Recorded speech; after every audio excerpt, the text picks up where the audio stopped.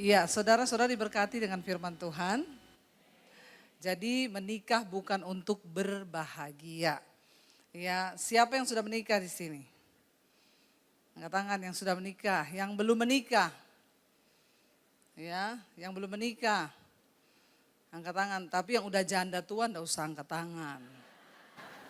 Yang belum menikah, saya tanya yang belum menikah, yang kepengen menikah, yang pengen aja. Ada yang enggak pengen menikah? Saudara, jangan takut buat yang belum menikah, ya. Jangan takut dengar kata-katanya Pak Lukas tadi, menikah bukan untuk bahaya ya. Saya juga mau ikut-ikut kasih foto dong ya. Pak Lukas kasih foto keluarga, Pak Petra kasih foto keluarga, masa saya tidak ya? Iya, tolong ditayangkan foto menikah saya. Jangan tertawa ya, ini serius loh ya. Saya pernah kurus dulu. Ih, tepuk tangan dong saudara. Itu saya loh, itu saya loh itu. Asli loh saya. Yang kedua coba yang kedua. Ini loh, cantik dah saudara. Ya berani ngomong kagak. Iya ini anak-anak saya ya. Wih saudara, anak saya 1, 2, 3 cewek semua. Ya saya bersyukur sejak menikah ya. Kenapa orang berkata begini saudara ya. Tadi Pak Lukas bilang menikah bukan untuk bahagia. Sangat berbahaya ketika kita memasuki sebuah pernikahan dengan konsep bahagia dalam tanda kutip versi manusia. Amin.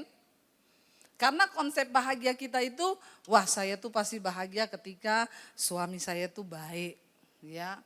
Terus dia ngikuti apa yang kita mau terus ya. Pokoknya kita ya ngomong, aku mau gini, iya. Kamu harus gini, iya.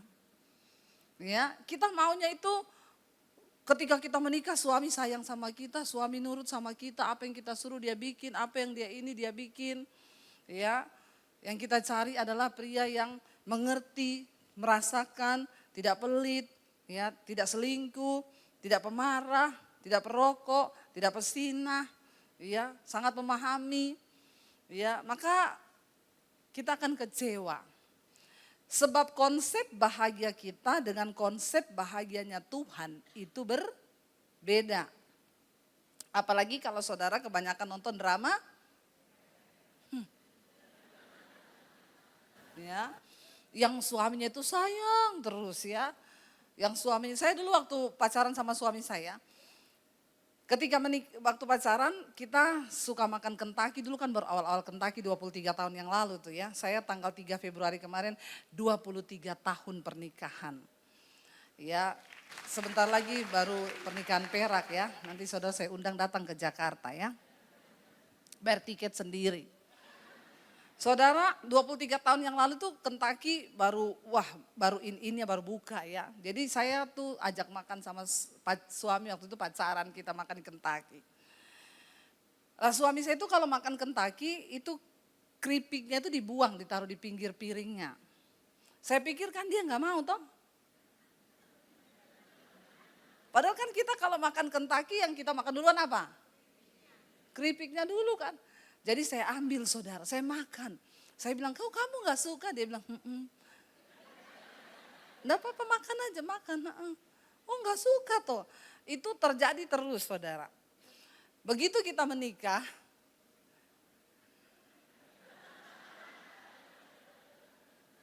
Kenapa Anda tertawa? Dia taruh crispy-nya di pinggir, saya mau ambil, tangan saya dipukul. Saya kaget dong. Kenapa saya? Bertahun-tahun aku menahan rasa. Terus saya bilang, loh kan kamu gak suka, katanya kamu taruh di pinggir gitu. Dia bilang, kamu tahu gak orang Solo, itu kalau makan yang enak disimpan buat terakhir. Gak kayak orang Sulawesi, apalagi Makassar. Ya, saya bilang kenapa kamu gak ngomong dari dulu? Karena dulu kan aku baru jatuh cinta sama kamu.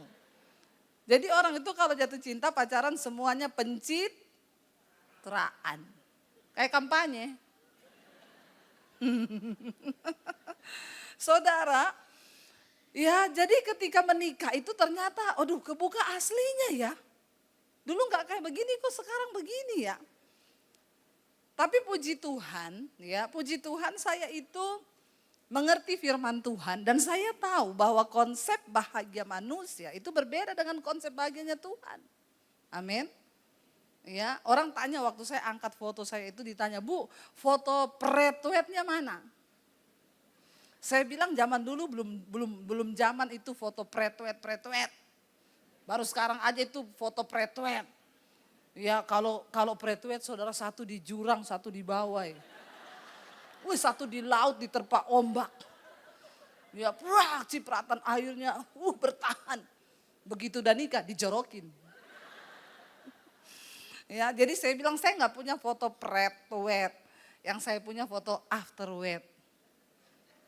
Amin. Apakah tidak ada perbedaan ketika kami menikah? Apakah saya terus bahagia? Saya sama suami saya ketemu di gereja loh. Dan itu tempat terbaik untuk ketemu jodoh kan. Orang kadang bingung, ibu itu loh bisa ketemu jodoh orang Solo. Dulu ketemunya di mana? Di gereja. Saya bangga. Karena memang tempat terbaik ketemu jodoh itu di gereja. Coba ditanya, ibu dulu ketemu di mana? Di terminal. Aduh, lu cari jodoh apa cari preman? Atau ketemu di mana? Di jalan raya. Ya. Waktu saya ketemu suami saya di gereja, dia pelayanan, saya pelayanan saudara. Bayangan saya sama-sama orang gereja nih, kalau berantem pasti haleluya kau. Puji Tuhan.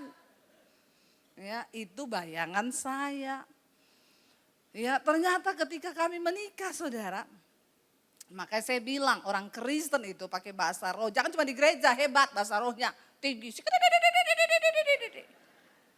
Waktu di rumah mau berantem.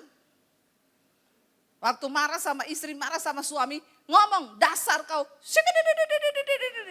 Amin. Amin. Di gereja aja hebat pakai bahasa roh. Begitu di rumah rohana. Ya. Waktu kami menikah baru ketemu astaga ternyata seperti ini toh. Ya dan memang Alkitab berkata menikah itu tidak gampang karena 1 tambah 1 sama dengan 1. Ya. Hitungan manusia 2. Tetapi bagi Tuhan ya ketika kita mematikan diri kita separuh baru bisa jadi 1. Kalau enggak mati separuh enggak bisa. Konsep bahagia kita dengan konsep bahagia Tuhan tuh beda. Konsep bahagia kita saudara ya kalau suami pulang itu begini-begini. Satu kali saya tangani kasus orang mau bercerai. Bu saya mau cerai sama suami saya bu. Kenapa? Dia lebih sayang sama anjingnya bu daripada saya. Dia pulang kantor dia langsung ke kandang guguk di sebelah rumah bu. Terus dia sayang-sayangan sama guguknya, saya sakit hati sebagai istri. Sampai ibu tahu saya kadang berpikir mau saya racun itu guguknya. Saya bilang jangan ibu, itu pembunuhan. Begini saja ibu, lebih baik begini. Ya ibu lihat kalau suami pulang itu dia seperti apa sama guguknya. Ibu coba belajar dari guguk. Amin. Loh iya saudara, ya ibu belajar dari guguk. Itu yang punya guguk. Saya kebetulan di rumah punya guguk saudara. Ya, saya tuh kalau pulang ya baru dia dengar itu pagar dibuka. Dia tuh sudah di pintu saya sudah begini saudara. Begitu pintu dibuka dia lompat, dia ciumi saya, dia peluk saya. Coba ibu, saya bilang ibu seperti itu. Kalau suami mau pulang ibu lompat, ibu peluk dia. Ibu cium dia, amin. Mau seperti guguk? Ya, ya tapi kadang-kadang saya bilang daripada ibu bunuh guguk, coba ibu belajar. Soalnya dia nggak perhatian sama saya, dia cuma lebih sayang sama guguk. Saudara, kita harus memahami konsep bahagianya Tuhan. Apa konsep bahagianya Tuhan? Buka Yakobus pasal yang pertama ayat 12 sampai ayat yang ke-14 ya. Yakobus pasal 1 ayat yang ke-12 firman Tuhan berkata demikian saudara. Ya, apa firman Tuhan bilang? 1, 2, 3. Berbahagialah orang yang sabar menanggung pencobaan. Karena ketika ia diuji, ia akan menerima mahkota kehidupan yang telah Tuhan janjikan kepada mereka yang mengasihi Dia. Di dalam terjemahan yang lain dikatakan berbahagialah orang yang bertahan di dalam pencobaan. Jadi konsep bahagianya Tuhan tentang versi dari Tuhan tentang bahagia itu adalah orang yang bertahan di dalam pencobaan. Konsep bahagianya kita itu kalau kita hidup tanpa pencobaan. Ya, siapa yang mau di sini hidupnya nggak ada pencobaan, angkat tangan, nggak ada masalah. Ada yang mau angkat tangan? Ya. Ada orang datang sama saya, Bu, saya itu hidup saya banyak masalah. Puji Tuhan, Bu, itu berarti Anda masih hidup. Iya enggak? Karena kalau sudah tidak ada masalah berarti sudah mati. Jadi siapa yang mau tidak ada masalah? Kalau saudara menghadapi masalah berarti saudara masih bilang kanan kirimu, ada masalah? Puji Tuhan masih hidup. Ya, amin. Iya saudara, kalau udah gak ada masalah. Bapak-bapak kalau istrimu cerewet bersyukur, berarti istrimu masih?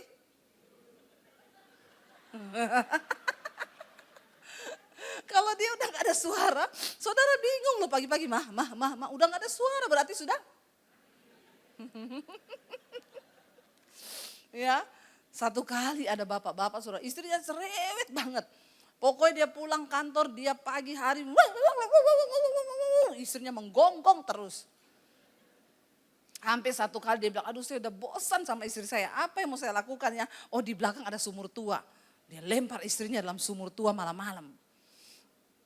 Sambil dia bilang, aduh saya takut juga kalau dia mati. Dia ke belakang rumah, dia mau intip istrinya, dia ketemu setan penunggu sumur. Dia tanya, siapa kau? Dia bilang, aku setan penunggu sumur ini. Kenapa kau ada di sini? Gila itu perempuan di bawah sana cerewet banget. Aku gak tahan kata setannya. Sampai setan keluar loh saudara. Suaminya bilang, oh puji Tuhan berarti dia masih hidup. Iya masih hidup dia. Aku pilih minggat dari sini kata setan. Ibu-ibu jangan sampai setan minggat ya. Gara-gara kau cerewet loh. Ya, tapi bapak-bapak gak apa-apa. Istri cerewet itu tanda hidup. Saudara di Jepang ada seorang pria, dia menikah dengan robot. Dia sudah 5 kali bercerai. Lalu dia memilih menikah dengan robot. Dia diwawancarai dari berbagai media. Kenapa Anda memilih menikah dengan robot? Di Jepang sekarang diciptakan robot itu sudah benar-benar kayak perempuan. Kulitnya, tangannya, semuanya kayak perempuan. Tapi dia tidak bernyawa. Ya, tapi dia bisa tersenyum dan maaf, robot di Jepang diciptakan bisa untuk melakukan hubungan seks. Ini sudah gila saudara. Ya, ditanya Bapak kenapa memilih menikah dengan robot? Saya nggak mau nikah sama perempuan. Perempuan itu bikin pusing kepala. Cerewet, banyak tuntutan. Saya lebih berbahagia menikah dengan robot. Dalam hati saya, kalau kamu lagi berhubungan robotnya konslet, mati kau. Kesetrum. Iya enggak? Orang kok kepengen hidup tanpa masalah loh. Masalah enggak kalau dia korslet? Aneh-aneh manusia di dunia ini ya. Kenapa coba? Yang namanya hidup itu memang kita bersyukur ketika kita menikah, kita ini sedang dibentuk. Yang tadi Pak Lukas bilang, bukan happiness tetapi menjadi holiness. Di dalam rumah tangga kita diproses menuju kepada kekudusan. Karena ayat ini berkata, orang-orang yang sudah tahan uji, dia akan menerima mahkota kehidupan yang dijanjikan Tuhan kepada siapa yang hidup mengasihi Tuhan. Jadi saudara menerima mahkota kehidupan itu bukan orang yang ada masalah. Semakin banyak masalahmu, maka mahkotamu semakin besar. Siapa yang mau dapat mahkota? Semua toh? Ya, makanya sabarlah bertahan di dalam pencobaan. Ya, yang muda-muda yang belum menikah di sini, makanya tolong kalau mau menikah, dilihat itu suamimu, calonmu, istrimu itu bagaimana karakternya, sesuai firman Tuhan atau tidak, supaya engkau tidak membayar harga yang terlalu mahal. Ya, saya bersyukur menikah dengan suami saya, ya bisa dibilang tidak terlalu mahal harga yang saya bayar. Nomor satu apa? Kami seimbang, dua-dua mau hidup takut akan Tuhan. Jadi persoalan saya bukanlah karena dia merokok, karena dia mabuk, dia selingkuh, bukan. Ya kita prosesnya hanya kepada karakter sehari-hari, itu kan mudah saudara. Ya tapi banyak orang datang, saya satu kali menangani kasus saudara. Ada satu orang ibu sama suaminya mau bercerai, lalu dia pulang ke rumah orang tuanya. Jadi suaminya telepon saya, Bu tolonglah Bu, ibu ke rumah orang tuanya, bicara dengan orang tuanya supaya anaknya pulang ke saya. Lalu saya datanglah saudara ke rumah orang tuanya, saya dengan suami, saya ketemu dengan orang tuanya, saya bilang Bu saya di sini, saya datang atas nama suaminya, karena suaminya takut kalau datang itu perang sampai tetangga semua dengar. Jadi saya mau minta izin ibu ya untuk anak ibu pulang karena dia ditunggu sama suami dan anaknya. Lalu ibu itu marahin saya. Coba ibu, ya. Kalau anak ibu disia-siakan sama suaminya, ya. Lalu mereka tiap hari berantem. Ibu mau suruh nggak dia balik kepada suaminya? Saya bingung juga tiba-tiba dikatain begitu, saudara. Saya ini kan mau datang untuk memperdamaikan, ya. Coba ibu jawab saya. Tuhan kasih saya hikmat, Bu maaf ya. Kalau anak saya enggak bakal dapat model suami kayak suaminya anak ibu. Karena anak saya nanti pasti berdoa cari suami yang takut Tuhan. Saya tanya dulu anak ibu ketemu sama calon suaminya di mana? Di tempat dugem, di night club. Makanya begitu itu penting loh saudara. Engkau ketemu jodoh di mana itu penting. Ya, kau ketemu di terminal, ya sudah kau nikah sama preman. Ya, kau ketemu di kuburan, kau nikah sama setan. Ya, kau ketemu di gereja, ya ketemu sama anak Tuhan, amin. Ketemunya di diskotik, makanya seperti itu rumah tangganya. Ya, saudara, ketika kita mengerti, saya bilang ibu, menikah itu adalah proses. Anak ibu juga diproses. Kalau dua-dua pengen bercerai, pengen pisah, saudara, makanya saudara tingkat perceraian. Itu saya tadi lihat ya, data statistik saudara, di dalam 12 tahun terakhir, terutama ini angka di tahun 2022 yang lalu, tingkat perceraian di Indonesia mencapai 516.000 kasus per tahun. 516.000 kasus per tahun. Dengan kata lain kalau dibagi dalam 365 hari jatuhnya 1.400 kasus setiap hari di Indonesia. 2022. Dan itu tidak menurun, semakin naik karena di 12 tahun lalu angkanya terakhir mencapai 276.000 setiap tahun. Naik 2 kali lipat menjadi 516.000 kasus per tahun. 1.400 kasus tiap hari perceraian di Indonesia. Apakah itu terjadi? Oh iya Bu, karena orang susah gak punya uang. Jangan salah, kasus perceraian bukan hanya terjadi di kalangan orang miskin.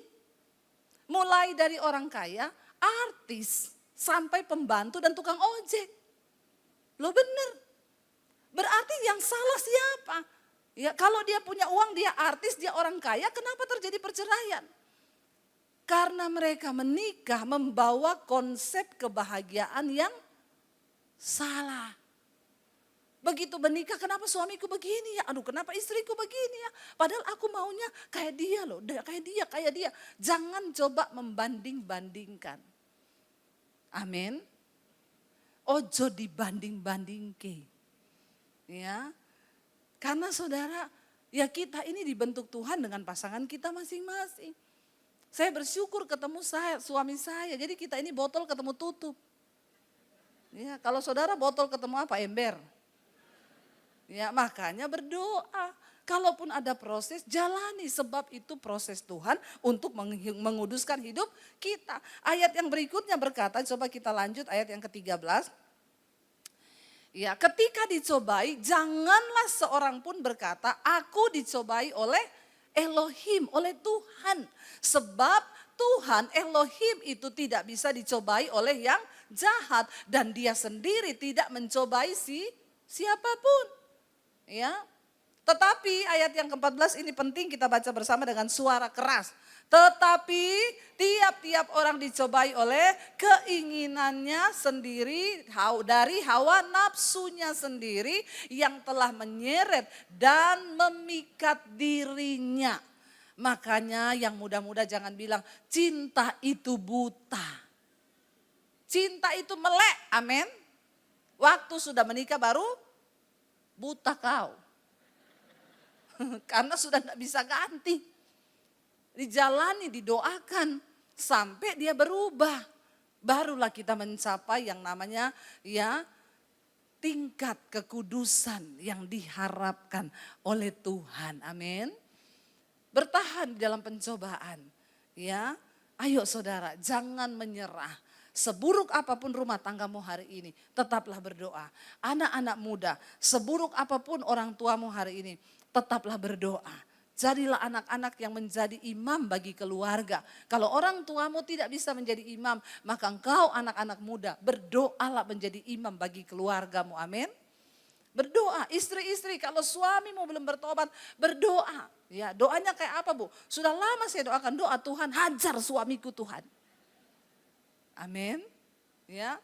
Enggak apa-apa saudara, doa begitu, hajar suamiku Tuhan supaya dia bertobat. Ya. Saya ngomong sama jemaat, doakan suamimu begitu. Enggak apa-apa ya Bu, kalau saya doakan hajar suamiku, enggak apa-apa. Beneran ya Bu? Saya tanggung jawab. Suaminya pulang dia bilang, aku sekarang berdoa kok buat kamu. Oh iya, doanya apa? Tuhan hajar suamiku. Diajari sama Bu Debi, pendeta Debi. Terus dia bilang, pendeta macam apa itu? Dia cari nomor telepon saya ditelepon. Halo, ini dengan pendeta Debi Basir? Ibu, pendeta macam apa ya? Kenapa Pak? Ibu ajarkan istri saya berdoa, hajar suamiku Tuhan. Pendeta macam apa kau? Pak, Bapak tahu firman enggak? Alkitab berkata, Tuhan menghajar orang yang dikasihinya. Dan Tuhan menghajar orang yang dianggapnya anak. Kalau Bapak masih dikasihi Tuhan, Bapak masih dianggap anak sama Tuhan, maka Bapak akan dihajar.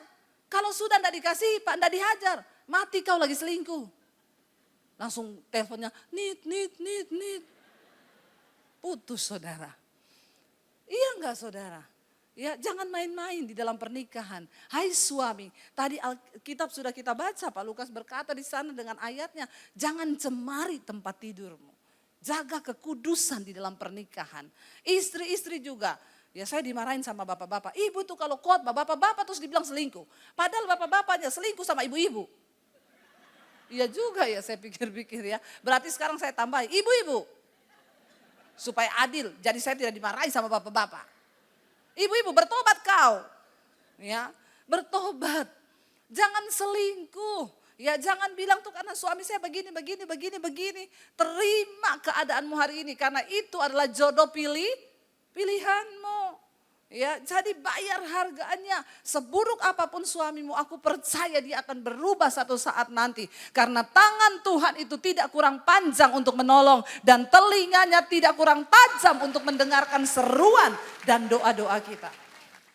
Saya baru pulang dari Gunung Mas beberapa waktu yang lalu saudara, ada sebuah kesaksian. Mereka sudah bercerai, sudah keluar surat cerai. Tetapi istrinya menemukan khotbah-khotbah saya. Lalu dia menangis di hadapan Tuhan. Tuhan, suamiku bisa engkau pulihkan. Sudah pisah rumah. Tapi dia berlutut setiap hari dia berdoa bagi suaminya. Dan apa yang terjadi?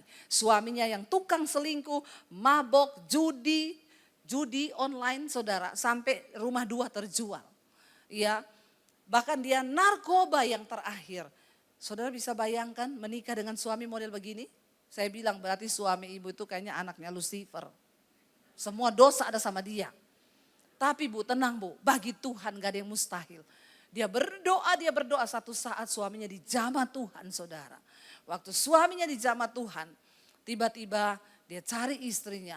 Dan dia mengalami perubahan. Saat itu juga narkobanya berhenti, judi berhenti, selingkuh berhenti. Sebab tidak ada perkara yang mustahil bagi Tuhan. Dan bagi orang yang sungguh-sungguh mau percaya kepada dia, amin. Saudara lihat Karena ada seorang yang mengabaikan rasa kebahagiaan hanya untuk daging, tapi dia mengejar kekudusan. Makanya firman Tuhan berkata di kitab Amsal, bagi perempuan jalang, ya, rotilah yang berharga. Tapi bagi istri, nyawa suaminya itu berharga. Makanya bapak-bapak, ya, kalau kau jatuh cinta sama perempuan jalang, ingat ya, dia cuma pengen rotimu, uangmu. Ya, tapi sekarang ini bapak-bapak biar uang pas-pasan juga selingkuh. Bertobat ya, udah miskin selingkuh lagi. Sombong gak saudara? Ya, punya duit masih agak-agak ya, udah miskin selingkuh loh saudara. Kebangetan orang-orang begini ya. Saudara, bapak-bapak ingat ya, kalau ada perempuan di luar sana, soalnya dia dia lebih baik dari istri saya. Dia sabar, dia setia, dia gak cerewet seperti istri saya. Saya bilang, Pak, itu baru bulan promosi. Nanti kalau sudah lewat bulan promosinya, dia lebih gila dari istrimu. Ya, jadi seperti apapun istrimu, itulah istri yang dari Tuhan. Dan Alkitab berkata, istri itu adalah teman pewaris kerajaan sorga. Mari kita bangkit berdiri bersama. Sekali lagi saudara, kita mau datang di hadapan Tuhan. Kita mau berkata, Tuhan, kami telah mati dan kami mau tinggalkan cara hidup kami yang lama. Angkat tanganmu di hadapan Tuhan. Ku telah mati dan tinggalkan, bilang pada Tuhan, cara hidupku yang lama. Karena semua itu sia-sia, semuanya sia-sia dan tak berarti.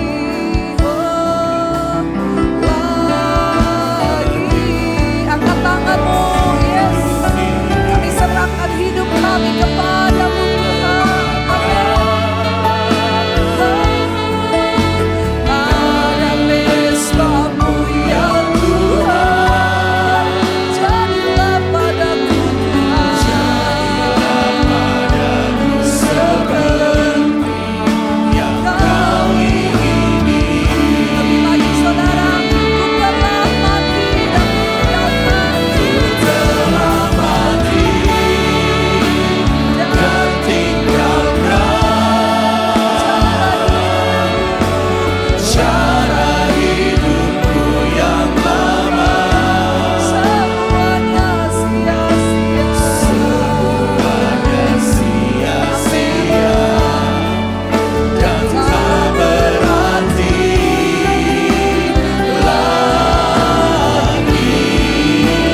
lagi hidup ini. Kami letakkan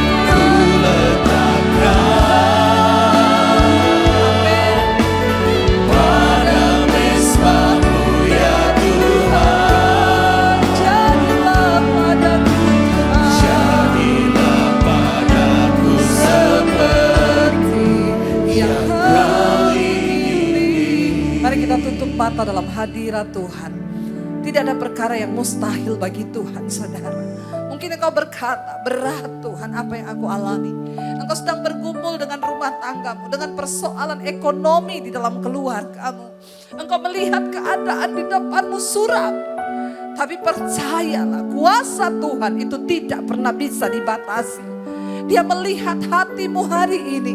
Ketika engkau terbuka di hadapan Tuhan dan berkata, Tuhan, kami mau mengejar kekudusan dan bukan kebahagiaan untuk kedagingan kami.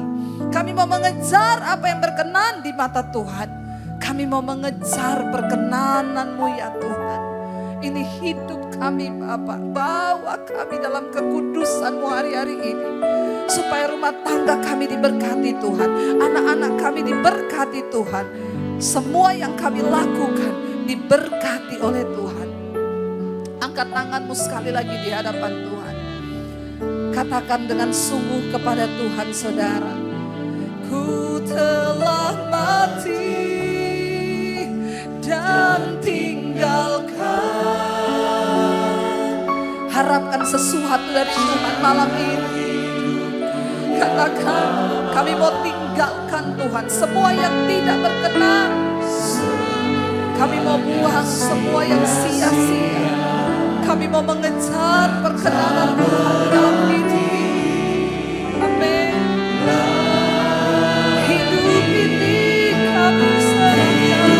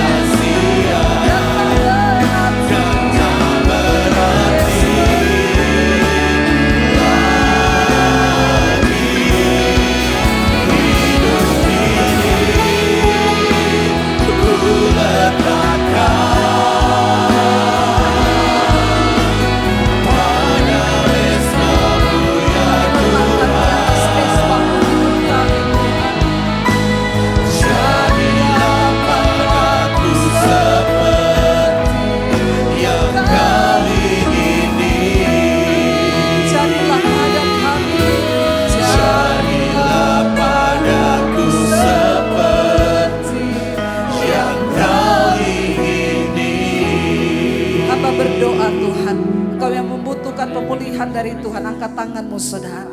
Tuhan, engkau melihat setiap tangan yang terangkat malam hari ini. Biarlah terobosan terjadi dalam hidup kami.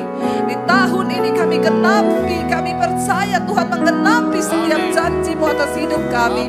Tuhan, hari ini setiap mereka yang bermasalah di dalam keluarga, biar terobosan terjadi, pemulihan terjadi. Suami-suami dikembalikan kepada Tuhan, istri dikembalikan kepada Tuhan, anak-anak dikembalikan kepada Tuhan, keluarga demi keluarga dipulihkan Tuhan, pernikahan demi pernikahan dipulihkan Tuhan, sehingga pekerjaan kami diberkati, hidup kami diberkati, dan nama Tuhan dipermuliakan. Segala pujian, hormat, kemuliaan hanya bagi Engkau. Di dalam nama Tuhan kami Yesus Kristus yang percaya diberkati Tuhan, katakan bersama. Amin. Tuhan memberkati saudara.